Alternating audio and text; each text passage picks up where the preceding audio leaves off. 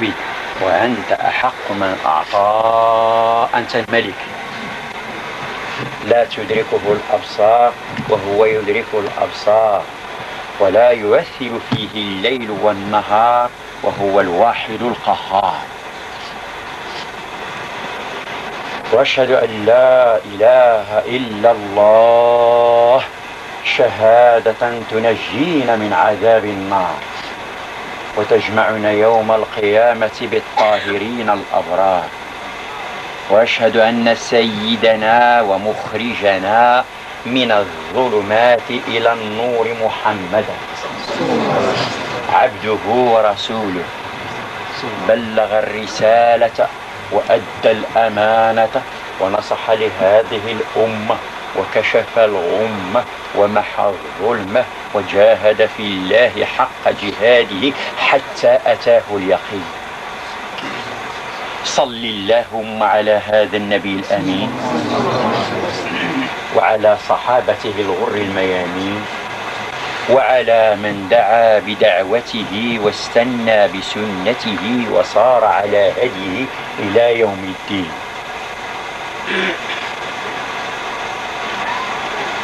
أيها المسلمون، أيها الإخوة، أيها الأحباب، أحباب الحبيب محمد، أمة القرآن، أمة الإسلام، أمة الإيمان، أمة العقيدة، أمة الأمر بالمعروف والنهي عن المنكر، أمة الجهاد، أحييكم بتحية الإسلام، وتحية الإسلام هي السلام، والسلام عليكم ورحمة الله وبركاته. أيها الإخوة الكرام البررة، بارك الله في جمعكم وبارك في أعمالكم وثبتنا الله وإياكم على الصراط المستقيم. وأحمد الله لي ولكم وأشكره جل وعلا الذي أنعم علينا بهذا الجمع المبارك وأكرمنا سبحانه وتعالى بهذا اللقاء الميمون، سائلا المولى تعالى أن يديم علينا نعمة التلاقي في الله، ونعمة المحبة في الله، ونعمة النصيحة لله، ونعمة الجهاد في سبيل الله بالكلمة الطيبة وبالموعظة الحسنة. نتحدث قليلا مع أخوتكم، لا حاجة إلى الكلام الكثير. كما قيل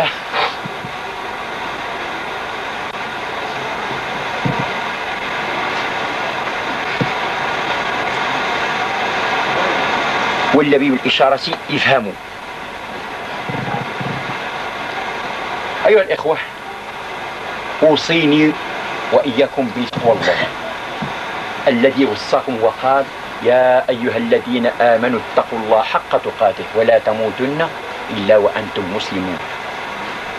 يا أيها الناس اتقوا ربكم الذي خلقكم من نفس واحدة وخلق منها زوجها وبث منهما رجالا كثيرا ونساء واتقوا الله الذي تساءلون به والأرحام إن الله كان عليكم رقيبا. يا أيها الذين آمنوا اتقوا الله وقولوا قولا سديدا يصلح لكم أعمالكم ويغفر لكم ذنوبكم ومن يطع الله ورسوله فقد فاز فوزا عظيما. أما بعد، فإن أصدق الحديث كلام الله، وخير الهدى هدى محمد، وشر الأمور محدثاتها، وكل محدثة بدعة، وكل بدعة ضلالة، وكل ضلالة في النار. أعاذني الله وإياكم من النار، فأشارنا الله وإياكم منها. اللهم استرنا على الأرض وثبتنا تحت الأرض واسترنا يوم العرض. أيها الإخوة، أولا وقبل كل شيء نحن نبارك لأخينا الحسن هذا بهذا الزفاف المبارك، وندعو له بالدعاء المسنون الوارد على رسول الله الذي يقول فيه ما معناه: اللهم بارك لهما وعليهما واجمع بينهما في خير. سيدنا محمد صلى الله عليه وسلم لما كيكون شي جواش ولا شي مؤمنين كيدعو لهم بعد الدعاء المسنون، وحنا كذلك استنانا برسول الله وتبركا وتفاؤلا بهذا الدعاء ندعو لأخينا اللهم بارك لهما واجمع بينهما بخير واجعلها ذرية العليين يقولوا آمين. وهنيئا لمن إخوة الإيمان جمع الله شتته في الخير. هنيئا لمن جمع الله الشتات ديالو في الخير. هنا كما تعلمون الحقيقة هذا هو الحفل وهذا هو الزفاف المفقود عند كثير من الناس في مجتمعنا اليوم. هذه هي الحفلة. لما؟ لأن فيها ما يرضي الرب، فيها كلم طيب وعمل صالح إن شاء الله، على حد قوله تعالى: إليه يصعد الكلم الطيب والعمل الصالح يرفعه. عادتنا كما كنعرفوا في مجتمعنا أن العراسات والولائم ما كتكونش على هذه الشكلة. وكتعرفوا يكون فيها مثلا خمور واختلاط وشجاره وشجائر على اختلاف الانواع وطبال وغيطه وهلم شر، فيها ما يغضب الرب، الشياطين كترقص. لكن هذه السنه قليل ما كنشوفوا مجتمعنا. ماشي عادتنا ان العرس يكون فيه القران والكلمه والنصائح على شان. لا مثلا اذا قلت للانسان راني استدعيت لواحد الوليمه البارح فيها عرس فيها زفاف، يقول لك اش من الشيخات داروا، اش من الشياخ داروا، اش من جوق داروا. الا قلت له ودي كان في الليله ديال الزفاف ديال فلان القران والكلمه، يقول لك وهذه جنازه، هذه وما ولاش عرس هذا ولا جنازه. حنا كنعرفوا دابا الافراح ما فيهم الا ما يغضب الرب، ولا بالاشارات يفهموا. كنعرفوا حتى اش نقول لكم عاد نبين لكم اش كيكونوا في الافراح المسلمين اليوم. حنا عارفين كلنا ولاد المجتمع، راه كنعرفوا اش كيكون فيه. قال له بلا ما نفضحوا اكثر اش كيقولوا دوك الشيخات الا حضروا، ما حتاش نقول لك. الا كانوا يعيشوا جوج الناس الولد مع الاب يحشموه في الحق، الا كان بيناتهم لحيه يحشموه، لابد خص واحد يخرج من السره لتحت. كلام من دم منه جابين ابليس. كلام من دم منه جابين ابليس. شو ما المسلمين يسمعوا ذاك الكلام. كاين شي كلام دوك الشيخات نعم سيدي فقيهات كيفسروا بخاري كيفسروا مسلم، كيتكلموا على الموطا والو. الكلام اللي يغضب الرب حتى الصباح، اليس كذلك؟ كاين هادشي ولا غير تنخرجوا لكم؟ كاين هادشي. قليل ما كنشوفوا قليل ما كنشوفوا الحفل على هذا الشكل، قليل ما كنشوفوا هذه السنه هذه. كما قال صلى الله عليه وسلم: من احيا سنتي عند فساد امتي كان معي في الجنه، كان معي في الجنه. الله سبحانه وتعالى هذه الأجواج يحيي قلبهم يوم القيامة يوم تميز القلوب، لما حيوا هذه السنة هذه. الله سبحانه وتعالى يوفقنا وإياهم لما يحب ويرضى، أليس كذلك؟ بلى. أما الحمد لله هذه السنة هذه اقتداء بقول رسول الله صلى الله عليه وسلم: تركتكم على البيضاء. كاين رواية فيها المحجة البيضاء وفيها رواية بيضاء.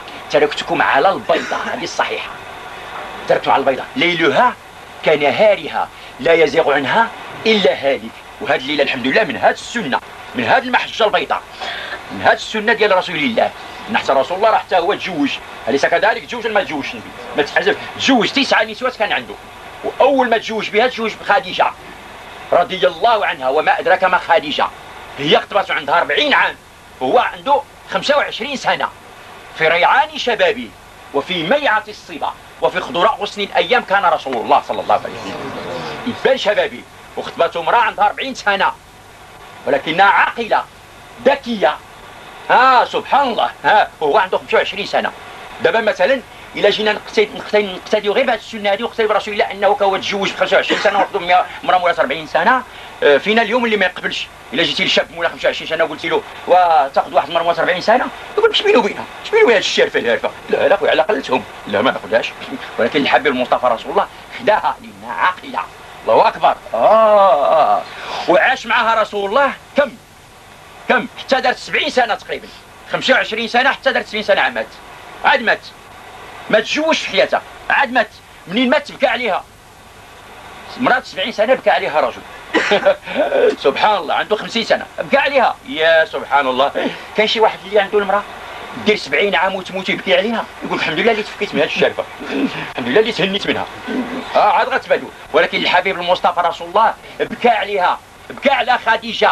لماذا؟ وما ادراك ما خديجه اللي قال فيها النبي صلى الله عليه وسلم: كمل من الرجال كثير ولم يكمل من النساء الا 4.